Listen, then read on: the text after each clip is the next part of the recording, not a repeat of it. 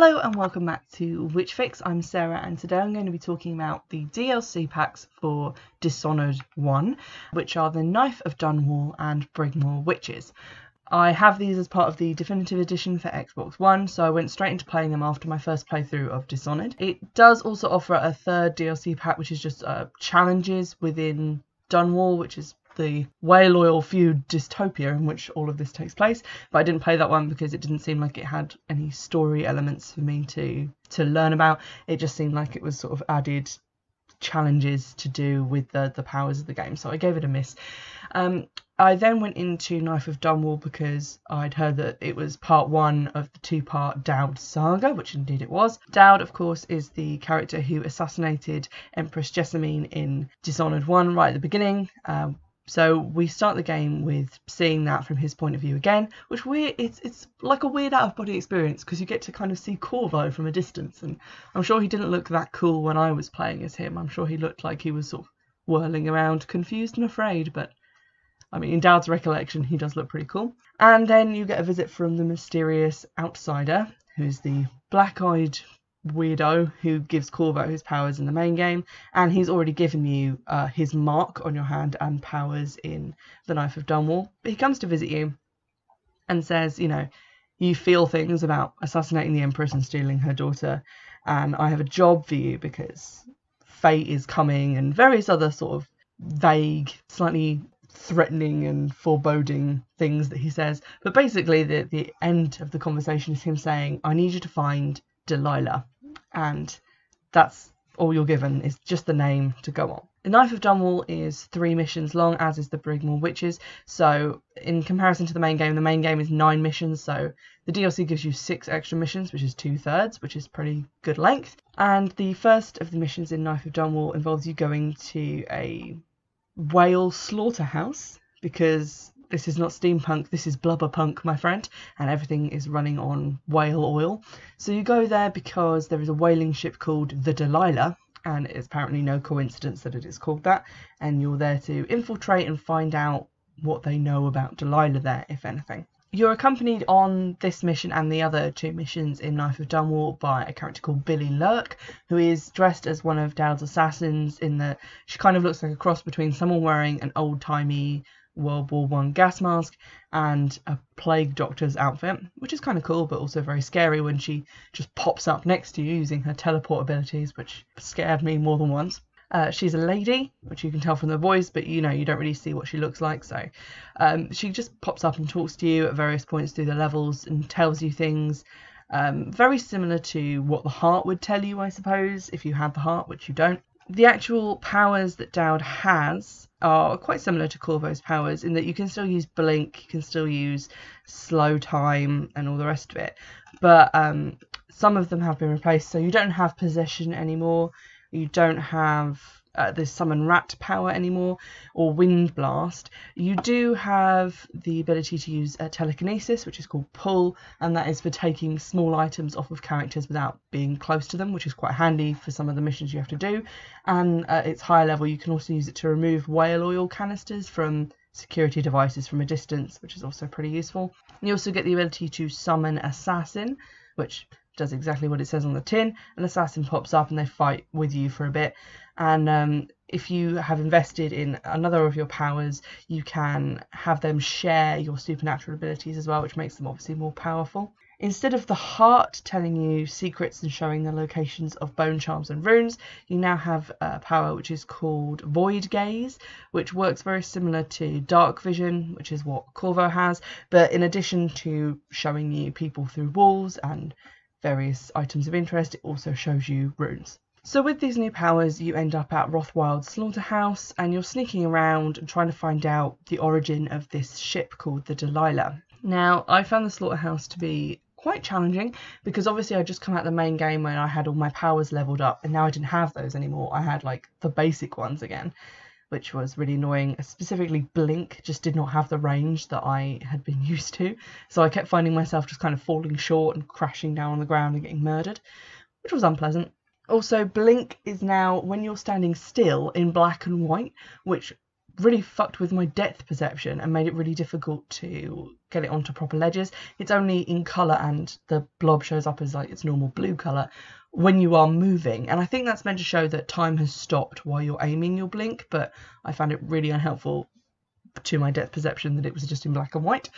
So there you go. I went around the slaughterhouse. There are people in there who, basically there's a strike going on, and the only people who are working in the slaughterhouse are the butchers, who have these like massive circular saw things that they're using to carve up slabs of whale meat, I guess, and those hurt, and they're pretty much impossible to fight with your sword if you're at the level of skill that I am, which is not very skilled at all, so they are best avoided. And there are also like overseery types in there as well, which makes it a bit more complicated. It's definitely a very populous area, and some of the areas are quite open and a lot of people can see you no matter where you are. But you can sneak around, and there are non-lethal options for the takedown of your enemies, which are the ones that I chose to utilise, because at the start Dowd kind of says in his little monologue that he can't forget what he's done to the Empress and her daughter, and that he deserves whatever doom is coming for him, but not yet. And I think I kind of took the plot as being like his one attempt to do something good with his life before Corvo came and killed him. So I captured Bundry Rothwild, who's like the guy who owns the slaughterhouse, and I tortured him, which for some reason is the non-lethal option, because I didn't kill him, I guess, and that's fine. And then after I'd tortured him and found out what I wanted to know, I put him in a box to be shipped overseas instead of killing him, which was fun. What he tells you is that the boat used to be named by a guy called Arnold Timpsch, who is a barrister, and so you then go on to the legal district, which is the second level of the Knife of Dunwall.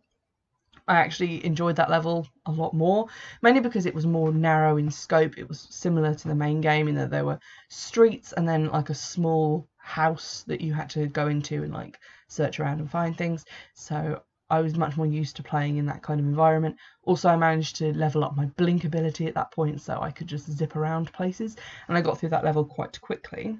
Perhaps a little bit too quickly, because it turns out I actually missed something when I was playing through that level, which was a statue of Delilah, who was a lady, and when you apparently interact with it, it comes to life and talks to you, and I didn't see that because I guess I was too focused on trying to get through the mission, because I have a kind of do or die attitude to these missions that if I stray too far off course I am going to get cornered and murdered, so it is quite tense and I do try and get through them quite quickly, which I sensed was to my detriment with this DLC because I did miss that and maybe a few other things as well.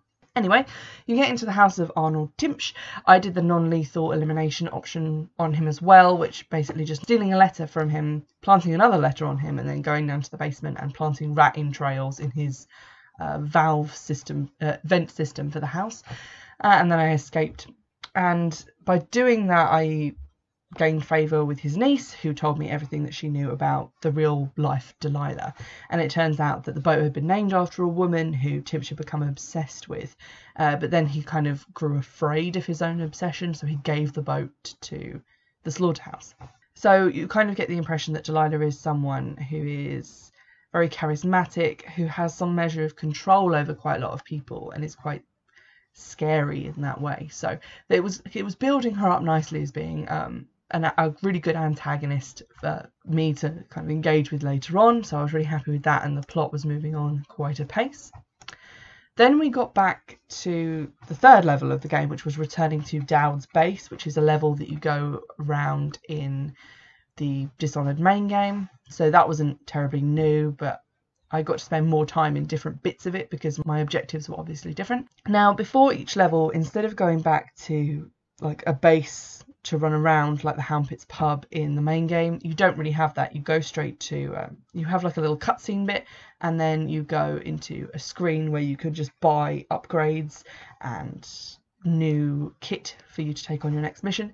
And you can also buy favours, which cost sort of between 100 and 500 gold, and they can be things like someone has left a rune for you to find, or someone has left a cache of weapons, or someone has left this window open for you, and they're basically like little perks or additional things that you can do in the level. So I went back to that screen, I bought my max amount of sleep darts because I love sleep darts, they're my friend, and as Dowd you can carry 13 of them instead of 10, so like 3 times more the sleepiness. And I paid for my favours and I went into the mission. I found this mission hard as anything. It was just too much. There were, for a start, a lot of overseers everywhere, and it seemed that I couldn't move without them spotting me. A lot of them also had the overseer music boxes, which cancel out your magical abilities, and as my evasion techniques tend to be running and then using blink to get to somewhere else, you can't use blink if you're being musicked at, so I found that very frustrating. I also, because there were so many overseers running around, I ran out of sleep darts quite quickly because there were obviously more than 13 of them, and because the plot behind the reason you're in the level in the base and the reason all the overseers are there is because they've attacked and they've captured your assassins. So I went around and freed the assassins, which admittedly was optional, but because I was going for low chaos, I felt like I didn't really have a choice. I wanted to save as many of my people as possible. Obviously that led to me running out of items more quickly because I was engaging with other groups of enemies aside from the ones that were around my main target, who was Overseer Hume. So by the time I got to Hume, I had no sleep darts, and he was in a room with other overseers wandering around, and one standing right next to him who had a music box. So I did get quite frustrated doing this level.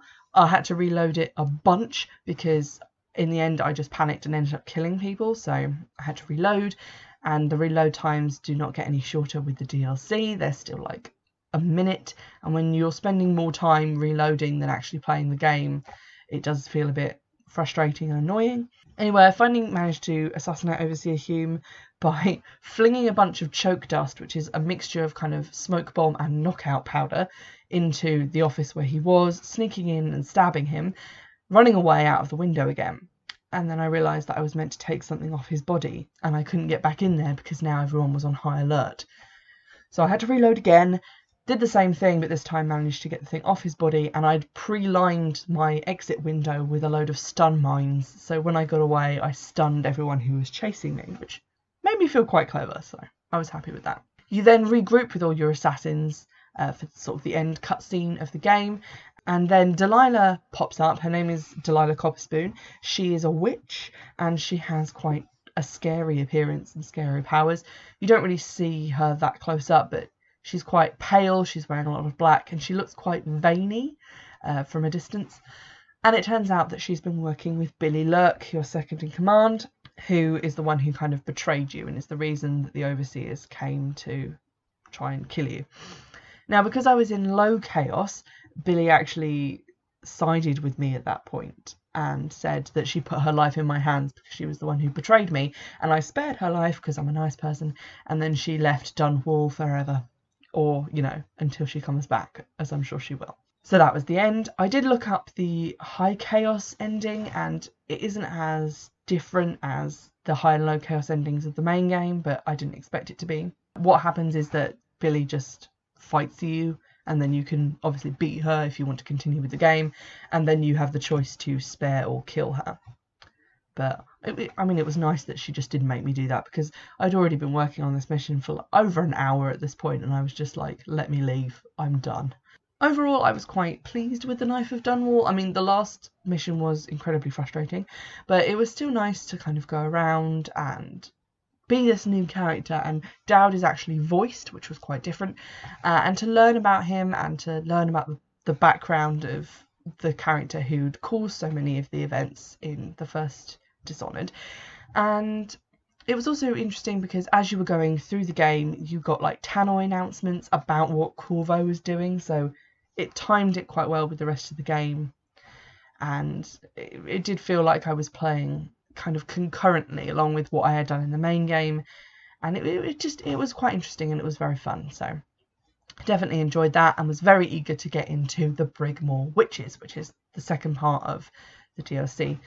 So basically, in the first part, you find out who Delilah is. The second part, which is the Brigmore Witches, is all about finding out what Delilah is planning and stopping her from doing what she is planning.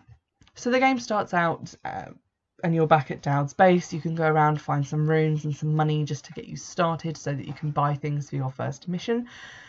I went perhaps prematurely into that first mission because although I'd found the runes and some bone charms, I didn't really have a lot of money to spend on gadgets and ammo for different things before going into the first mission, but you love and you learn. It also, when I started the Brigmore Witches, said that it had detected a Knife of Dunwall save. Did I want to use that one? So I was like, yes, I would very much. So I went in with the low chaos ending of the previous DLC, and it didn't seem to change a huge amount, except people were talking about how maybe I'd gone soft because I'd let people live instead of, brutally cutting their heads off. But when I teleported up to those people and stared at them dead in the eyes, and then Dad said something like, I could put you in a box and send you to a different country, they shut up and went away. So clearly I was still king of that particular base. There are 3 missions in the Brigmore Witches. The first one is, again, in a map that you've been to before. In this case, it's the prison that Corvo escapes from at the beginning of Dishonoured.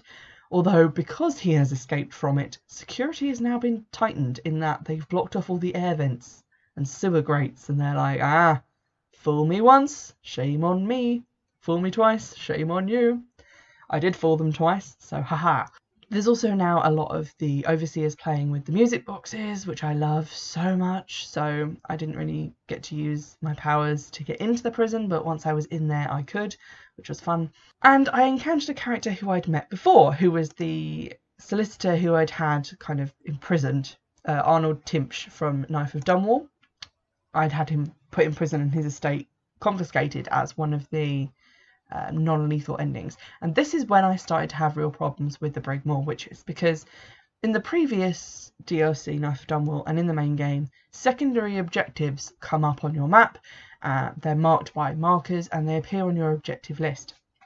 Now this guy, when I got into his cell, said, if you let me out, I'll give you lots of money and you'll be rich and it'll be great. And I was like, you know what? I like money, and as long as I don't kill anyone, I don't really see how this will affect my chaos rating. So I was like, sure, I'll let him out. So when I got up to the letting people out area, which has some dials which you use to put in the number of their cell, and then that cell opens, which seems ludicrously complicated, but okay. I freed the person that the main mission was to free, and then I was like, cool, and now I'll free this guy. And I freed him. And when I went back down to his cell, he was gone, as you would expect, because he was escaping from prison. There wasn't anything in his cell, but previously, in the main game, I'd done a favour for another character, and when I'd gone back to Corvo's room, there'd just been a pile of money there. So I thought, oh, okay, maybe this time I'll go back to Dowd's base and there'll be money there for me then. So then I continued with the actual mission, which was I had to find this lady named Lizzie because I needed to borrow her boat. For some reason, I couldn't just go and take her boat like you'd think an assassin would be able to do. I had to go and break her out of prison to ask her permission to use her boat. But I did that, and then I escaped from the prison with Lizzie unconscious over my shoulder. And then when I finished the level and it did a little cutscene, and then I went into the next level, I didn't get any money. And Timpsch had never appeared as a secondary marker on my map, and he hadn't appeared in my objective list either. And I was just like, so why did it give me the ability to let him out when he asked me to if it wasn't going to give me anything for it? How is that how games work? Games work by telling you to do something and then rewarding you for doing it. Basic principle. So that confused and annoyed me, which I don't like being confused and annoyed. But anyway, I got on with the second mission. Basically, you have to find your way to Lizzie's boat, which has been controlled by her second-in-command, who was the reason she was in prison, and he's now in control of her gang, the Dead Eel Gang, which is a great name, especially because a lot of them did end up being dead. So you sneak on board, you dispose of the usurper, which I did by choking him out gently and hiding him behind some sacks. And then Lizzie comes and says, great, I've got my boat back. And I was like, cool, that was a really short level. And then she says, oh yeah, this really important thing is missing from my boat and I need you to go get it. And I was like, I just came all this way and now I have to go all the way back. So went all the way back, and it turned out that that thing had been stolen by a group called the Hatters, who wear top hats, which is inventive. And then I had to go into their base, and basically they'd stolen this component from the boat to run their textile mill, with which they were making shrouds for plague victims, and obviously making a lot of money because there's plague everywhere. So I went in there and did various missions, and basically you have to find a guy called the Geezer, who is this old guy being kept alive by machines, and he's in charge of the Hatters. you do some things for him, and he tells you where the bit for the machine is. So I went downstairs to the basement and took the bit for the machine, which to my untrained eye did look like just a light bulb in a cage, and I was unsure how this was going to power anything, but whatever. I got it. It was my MacGuffin. I also had a key for a door to the sewers, and I was like, maybe this is how I'm meant to leave, although by this point I had knocked unconscious everyone in the building, so I could leave however I wanted. I went into the sewers. I was sort of wandering around, and I encountered a lady. Now, I'd encountered this lady before because I'd read various notes around the environment saying, I've seen a weird lady who keeps disappearing and reappearing in different places. And when I'd gone to the places in the notes where she had been seen, I'd found bone charms. And I was like, okay, so there's a lady out there who can teleport. That kind of sounds like what the assassins do. And I wondered maybe if it was Billy Lurk from Knife of Dunwall, maybe she'd come back, or maybe it was one of the witches, or maybe it was like a defector from the witches who would be on my side. And I'd actually seen her on a rooftop myself, but when I teleported over there, she was gone, which was really creepy and amazing, and I really enjoyed that kind of touch. So I found her in the sewers, and she was just crying in the middle of a room. And when I tried to zip over to her with my teleport power, she disappeared. So when I zipped away to where I'd been before, she was back again.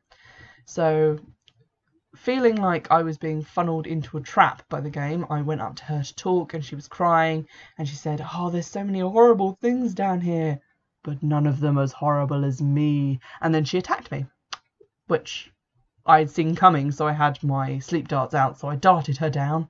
She was darted. And then a bunch more of her showed up, like obviously different ladies, but very similar in design, and I darted them too. And this was my first option to get a good look at a witch, because they were labelled as Brigmore witches, so I got quite close. They seemed to be quite similar in design. They had like grey or green skin, kind of reminded me of poison ivy a bit, and also they were covered in like vine-like veins and had flowers on their clothes and in their hair. So I was definitely getting a kind of swampy vibe from them. I then went deeper into the pumping station, which is where I'd ended up under the sewer, and there were more of them down there, and I had to kill a few of them because by this point I'd run out of sleep darts. And let me tell you, those witches are annoying because they can kind of banshee shriek you, and they also just appear because they can teleport, so you can't really like sneak around behind them because sometimes they will just appear somewhere different where you were previously safe. That was annoying. So I got rid of all of them, killed some weepers that I found down there, and found a secret rune, which was nice because I like runes. And then I found a wrench, and I'd found some flavour text that said, you know, the wrench that controls the water level is missing. And when I picked it up, I was expecting like an objective to have been completed or a new objective marker to come up, and none did. And I was like, oh, this is just like the thing that happened in the prison. What do I do with this wrench? So I went back to the room where you can control the water level, and there was a place to put the wrench. So I put the wrench on, there was a weird clunking noise, and I was like, okay, I assume that's done whatever it was meant to do, and I left. But nothing happened, like no objective complete marker came up, it didn't tell me what had happened, and people have been talking about how the canal was empty, and that's why they needed the boat's motor to run the textile mill, because the water wheel wasn't working. But when I went up there, there was still no water, the canal was still dry. So I was really confused about what I had in fact accomplished, if anything, which was really annoying. But I took the part back to Lizzie on her boat, she took it, and as soon as she did, a bunch of witches showed up, and the Dead Eel gang, who had been friendly to me since I'd reinstalled Lizzie as their leader, I think they got spelled by the witches because they started to attack me, and I had to kill 20 people before I was allowed to like end the mission. Essentially, you had to be completely free of hostiles, and then it gave me high chaos, and I was annoyed, so I reloaded my last save, which was actually before I'd done the thing with the water wrench, which I then didn't bother doing because I was like, if it's not going to do anything, why would I go back there and do it again, because there's clearly no point. Went back to the boat, managed to trank dart quite a few people, like 5, and that was apparently enough for a low chaos ending. I didn't feel like there was much in that because I killed 20 people and it said you have high chaos. I killed only 15 and it said low chaos, and I was like, that seems like a really small number difference, but okay, game. So by this point I was pretty frustrated with the game. It wasn't telling me about these like secondary objectives, but I could still like pick things up and be like, oh, okay, I need to do something with this, but then it wouldn't tell me what I needed to do. I'd also in that level picked up a key to someone's apartment, the mechanics apartment. It didn't tell me where that was. I didn't know why I would want to get in there or what purpose the key was serving, so I just didn't go there because there didn't seem to be much point. I went into the third level of the game, which is using Lizzie's boat to get up to Brigmore Manor, which is where the witches are hiding out. And I knew that this level was going to be difficult because the previous end level in the Knife of Dunwall had been very teeth-pullingly, frustratingly difficult, and I was expecting this one to be the same, and I was not disappointed when 12 seconds into the level I walked forwards, a skull floated up off the ground, a killer dog formed behind it, and when I trank darted that dog to sleep, it was asleep for like 12 seconds before the skull floated up and a new dog formed. So I killed it with my sword, grabbed the skull and threw it off a cliff, hoping that that would get rid of it, and it just kind of flew back at me and then became a dog again. And at this point I had had enough, so I turned the game off and googled how the hell am I meant to kill these dog things. They're actually called grave hounds, which is a pretty cool name, I will admit, but you're apparently meant to kill them and then smash their skulls, which can be quite difficult when there's more than one of them active and they don't really stay down for that long when you kill them. So I just decided to try and avoid the skulls.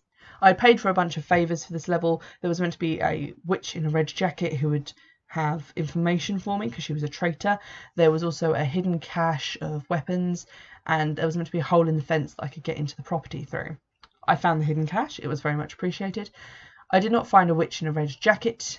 Didn't see one at all, and I went basically all over the property, so I don't know where she was hiding. And using the hole in the fence was fine, except it took me to an area where I couldn't get out of that area because there was some river crusts that were spraying me with acid, and that would alert witches to where I was and they would bring dogs, which was not a fun time. In the end I managed to get in a different way and kind of get around the whole place, but I ran out of sleep darts super fast because there were so many fucking witches everywhere. You find out in the level from reading different little bits of texts that you find everywhere that Delilah's big plan is that she's going to possess Emily Caldwin, and I'd actually spoken to a guy who in the previous level who made Emily's clothes for her, and Delilah had come to visit him and had stolen a lock of hair that he had been given as a kind of present by the Empress and her daughter for all his years of long service, which is a weird thing to give someone as a gift. But it turned out she needed that hair as a paintbrush, because what she was going to do is paint a picture of Emily and then do a ritual through which she would be able to possess her. And this is apparently what she'd done for various other people who she'd painted, not possessing them directly, but definitely influencing them. And those were the powers that the outsider had given her. I was also told that there was something weird about the statues of Delilah. There were statues generally kind of all over the mansion, and when I looked at them with dark vision they glowed yellow, which is what living enemies do, so I steered clear of them until I got into the mansion through a crypt, and there was one in there and there was a bone charm on it that I wanted, so I grabbed that bone charm, and the statue had been covering its face with its hands like a weeping angel, but then when I turned back at it, it was kind of snarling at me, and I was like, oh, I see what's happening now. This is going to get horrible really fast. But it didn't attack me, which was great. And then I went around the rest of the house, promptly got lost, couldn't find a secret room that I was meant to find, had to resort to Google to find it, which is probably just me being lazy and not being able to find it, but in my defence there were a lot of enemies. And in the end I went into the Void, which is where the outsider lives, to try and stop the ritual that she was performing to control Emily, and I had to do this by killing her because there was a non-lethal option, but it wasn't really, again, explained what I needed to do. I got that I had to replace the painting of Emily with a different painting, but then I was like, I don't really know what to do, and by that point I had been seen, so I didn't really want to reload the game again because this level had been really frustrating and I just wanted it to be over, and it was quite late at night, so I shouldn't have been playing the game then anyway, but I was. Sue me. All the statues of Delilah in the Void came to life. I had to kill a bunch of copies of her and then the real her, and then the game ended. Overall, I'd say I preferred the Knife of Dunwall. I felt like it had a better ending in terms of like low chaos, because obviously there was the interaction with Billy Lurk and ending it. In this one, for having a low chaos ending, you are faced by Corvo, coming to kill you. Although interestingly, not in the room where you can kill Dowd in the main game, in a completely different place. And Corvo spares your life, which is what I did in the main game anyway, so I felt like that married up quite well. In the bad ending, he just slits your throat and throws you off a building, which is fair enough. I felt like I was really excited about the Brigmore Witches DLC because obviously it's about witches, and it was kind of a cool idea, the whole painting ritual thing, and having looked up what the ritual actually looks like on YouTube, because she didn't get that far in my version, but I looked up what it was like and it looks really cool. Using the magic lantern to illuminate the painting and go into it is also really cool. I really enjoyed that part. I think the thing is, like, the witches are quite cool, but they're less cool when you have to fight them, because obviously if something's trying to kill you, you end up just trying to avoid it or kill it from a distance. So you don't really get to spend a lot of time like getting familiar with their powers and how they work, because you're just trying to avoid being seen. Although some of their powers were quite cool, and listening to their like dialogue was cool because you got to hear about their like black magic and spells that they've done.